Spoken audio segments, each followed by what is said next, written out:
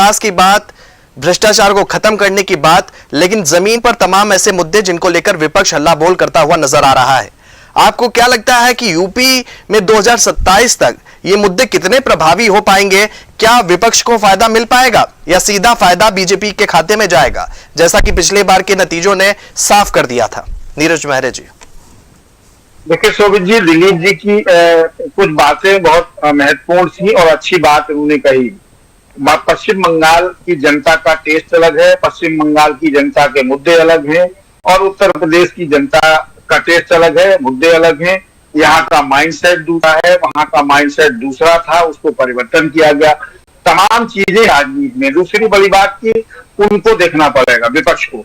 दूसरी बड़ी बात जो आपने कहा कि वो मुद्दे 2027 तक रहेंगे, तो उन मुद्दों को जिंदा रखना ये विपक्ष का काम है, हमारा आपका काम नहीं है। विपक्ष उन मुद्दों पे बात करे तो जनता उसके साथ जाएगी। अगर सत्ता पक्ष उन मुद्दों को खत्म करता है, उन पे जनता को राहत देता है, तो वो मैनेज होंगे।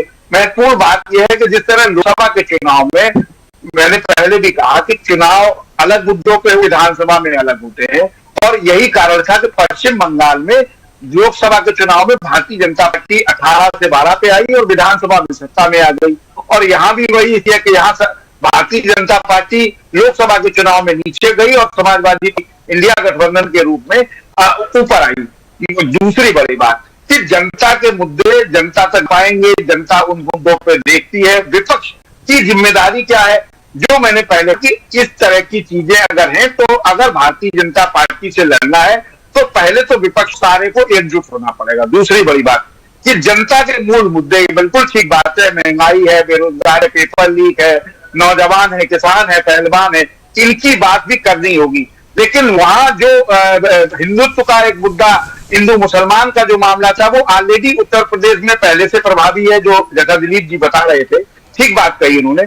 और यहाँ उसको दोबारा से उन्हें स्टैंड नहीं करना, वो ऑलरेडी चल रहा है, खड़ा हुआ है। और हिंदुत्व और सनातन के नाम पे राजनीति जो चल रही थी वो हो ही रही है।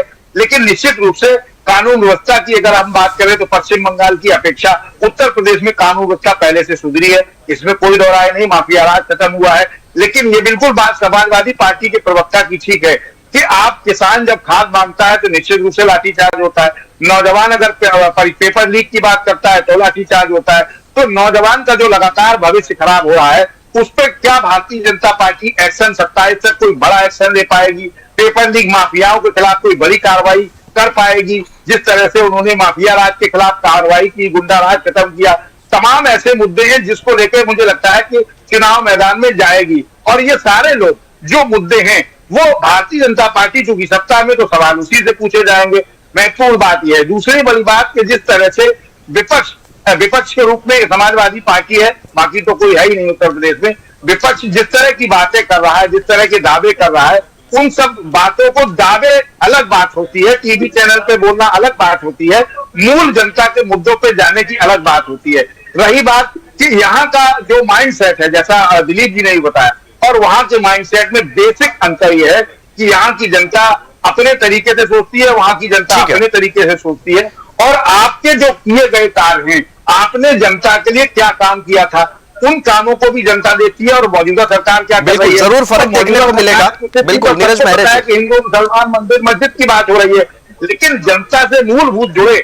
मुद्दे, कहां तक जनता की भलाई हो पा रही है, कहां तक जनता के लिए काम किया जा रहा है, इसमें कोई दो राय नहीं है कि भ्रष्टाचार बढ़ा है। भ्रष्टाचार बढ़ा नहीं होता तो तमाम अभिषेक प्रकाश जी है, दिलीप जी का कार्रवाई, डीएम रहे लखनऊ के, तमाम ऐसी चीजें रही जिनको देखते हुए भ्रष्टाचार बढ़ा है, इसमें कोई दो राय नहीं है। ठीक है, जवाब ले लेते हैं। दिलीप जी का रुख करूंगा। नीरज मेहरे जी, दोबारा से आपका